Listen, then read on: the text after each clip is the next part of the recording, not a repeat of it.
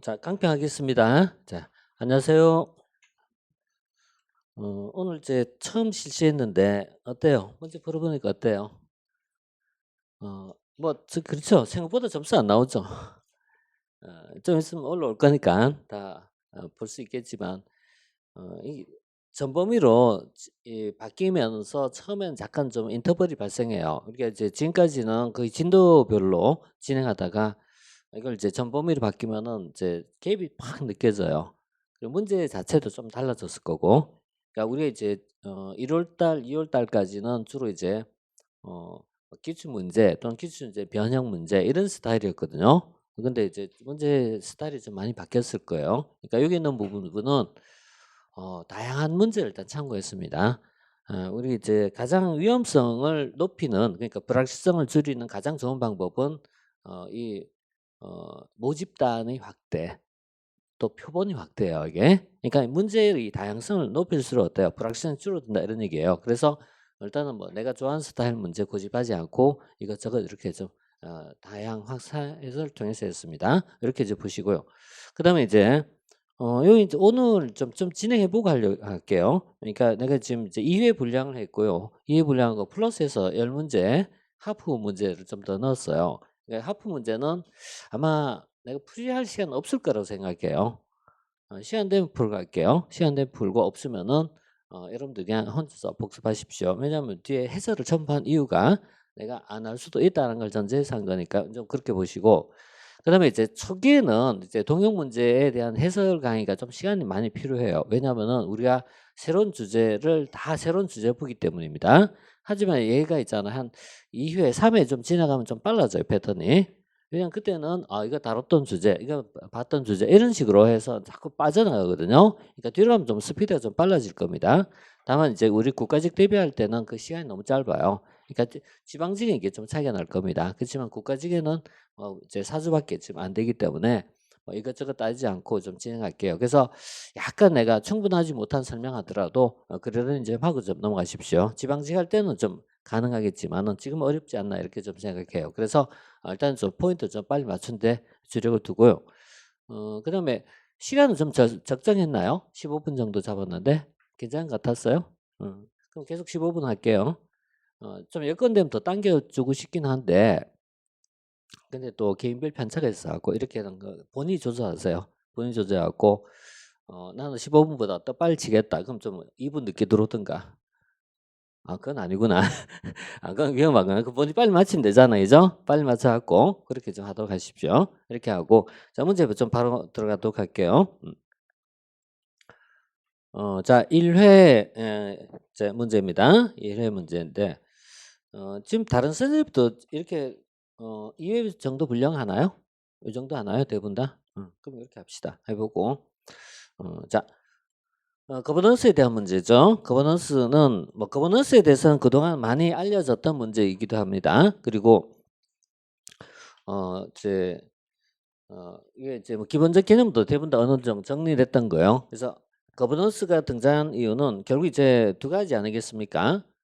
이 시장과 정부의 어떻게 보면 한계점에 대한 대안으로서 제기한 것이 거버넌스 아니겠습니까? 그래서 시장에 의한 어떤 질서가 무너지고 시장 실패가 존재하고, 시장 실패가 존재하다 보니까 정부가 개입하게 되었을 거고, 정부 개입이란 문제가 발생하니까 정부 실패란 문제가 발생하니까 결국 그 대안이 뭐냐 이렇게 나온 것이 거버넌스가 되겠죠. 그래서 근데 이제 표현을 있잖아요. 이걸 시장이라고 표현한 경우도 있고 자유라고 부를 수도 있고, 그다음에 이 정부라는 대신에 예를 있잖아요. 계층제라고 이렇게 부르기도 하고 또 뭐 관료제 이렇게 표현하기도 합니다. 그러니까 표현 자체가 이렇게 그냥 여러 가지로 바꿔 쓸 수 있어요. 바꿔 쓸 수 있고, 그다음 이 자리를 있잖아요.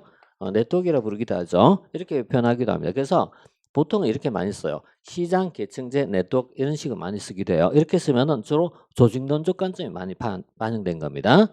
조직론적 관점을 가지고 설명할 때는 시장, 계층제, 네트워크 이렇게 쓴 걸 많이 써요. 그다음 우리가 국가론을 가지고 정치적으로 설명할 때는 근대를 입법국가라고 부르잖아요. 그리고 현대를 행정국가라고 부른다면은 최근에 신행정 국가가 있잖아요. 이렇게 봤을 때 이쪽은 뭡니까? 대의제겠죠. 대의제. 그러니까 대의제 이렇게 쓸 수 있고요. 대의제가 있고 그다음에 이쪽은 정부라 써도 되고 계층제로 불러도 되고 관료제로 불러도 됩니다. 마찬가지로. 그리고 거버넌스 이렇게 들어가요. 그래서 이 표현이 우리가 있잖아요. 좀 이렇게 상황에 따라서 융통성 있게 이렇게도 보고 저렇게 보고 이렇게 보시면 돼요. 기본적으로 이런 말들 어때요? 대부분 다 공유하는 표현들입니다. 공유하다. 거의 비슷한 의미로 해석하면 돼요. 이렇게 보시면 돼요. 자, 그래서 바로 이제 보자면은 1번. 국가의 재정 위기와 정부 실패가 발생하면서 국가 기능을 개입해서 조정을 변화하자. 이 맞죠? 1번이 이제 대표적인 이제 정의고요. 두 번째, 대의제와 관료제적 조정을 통해 이거잖아요. 대의제와 관료제적 조정을 통해서 자원이 배분해진다. 그러니까 거버넌스하고는 2번은 전혀 관련이 없는 거죠. 그러니까 대의제는 뭐죠? 근대의 입법국가적 상황을 얘기한 거고 관료제적 조정이란 말은 현대 행정국가적 상황을 얘기한 거잖아요. 그러니까 당연히 얘도 아닌 이렇게 돼야 되겠죠. 그죠? 그래서 얘도 아닌 이렇게 해야지 되겠죠. 그래서 2번 바로 보시면 되겠고요.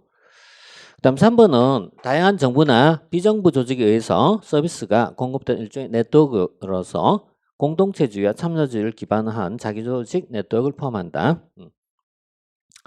자기조직화 네트워크입니다.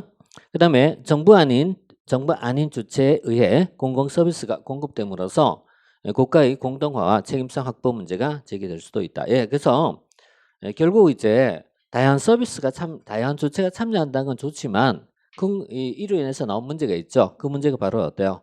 책임성의 문제가 제기된다는 얘기예요. 근데 행정학에서 참 어려운 단어가 물론 이 책임이라는 단어를 어떻게 사용할지에 따라서 수없이 많은 책임이 나옵니다. 이런 거는 정말 이제 우리가 상황적 판단을 좀 해줘야 돼요. 근데 통상 우리가 책임이라는 말을 쓸 땐 책임은 주로 어떤 책임을 얘기하겠습니까? 가장 고전적 책임은 법적 책임이겠죠. 조금 더 발전한 책임은 정치적 책임이 되겠죠. 그리고 조금 최근에 와서 강조된 것은 이른바 시장적 책임입니다.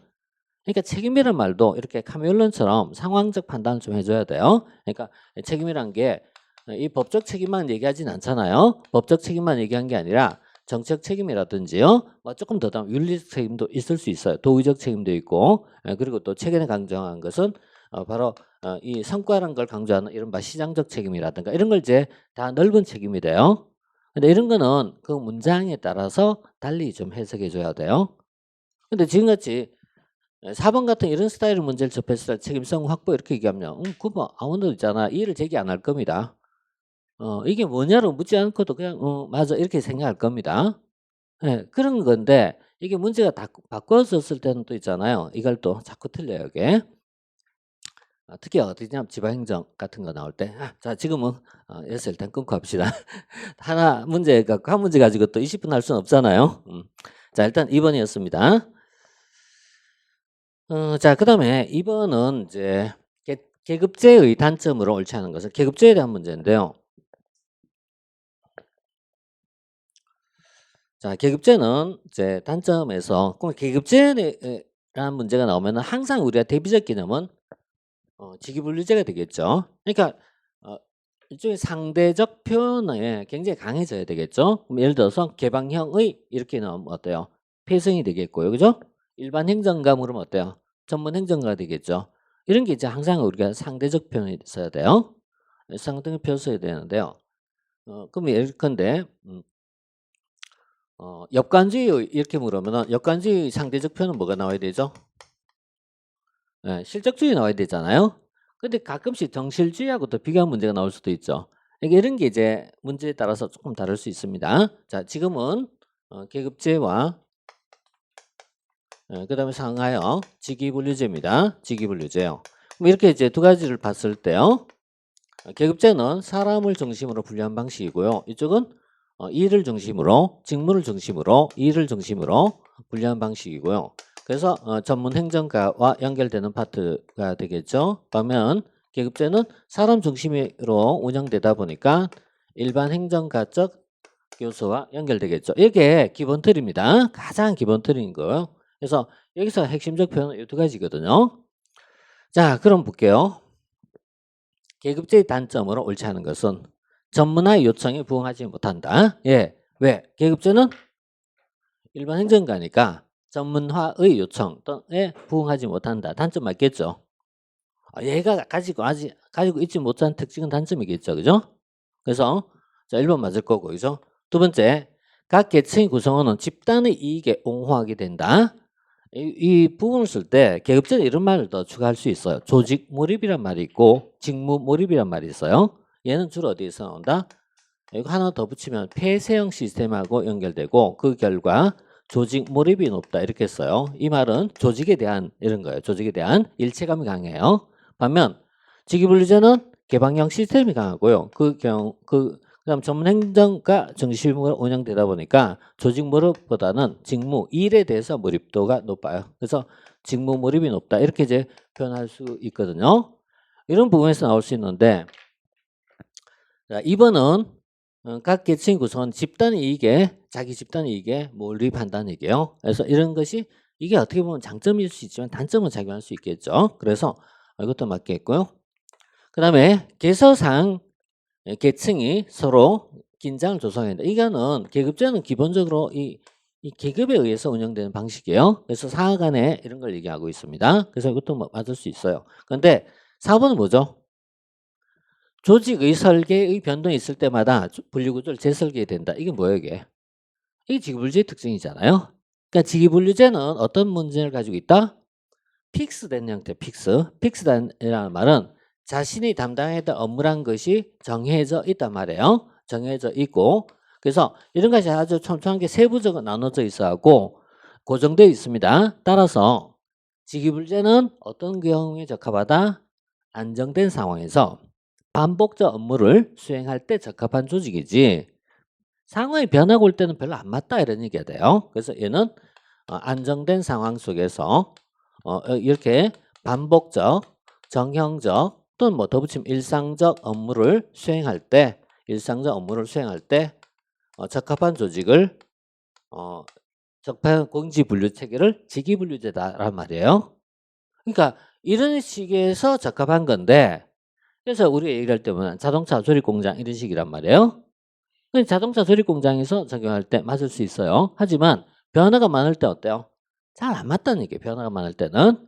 그래서 미국 같은 경우는 어때요? 직위분류제가 올라와서 변화가 오게 되죠. 어떻게 하죠? 계급제를 도입하자 이거 아닙니까?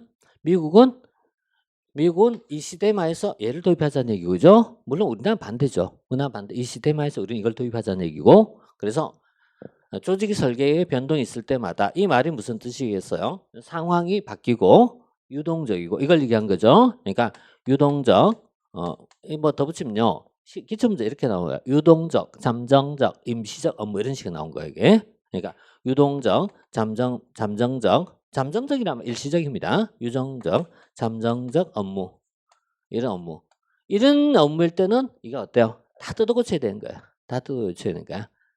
그러니까 자동차 조립으로 얘기하면 어때요? 자동차 조립 라인은 어때요? 바꿔야 되는 거야 이게. 이게 직위분리의 단점이겠죠. 그래서 4번은 뭐가 된다? 직위분류제가 가지고 있는 단점에 해당된다. 이렇게 봐요. 자 4번이죠. 자 2번은 약간 이제 응용을 잘한 문제예요. 잘한 문제에서 약간 이제 뭐 한번 생각해 볼 수 있는 문제거든요. 이렇게 해서 한번 좀 사고를 좀 넓혀 볼게요.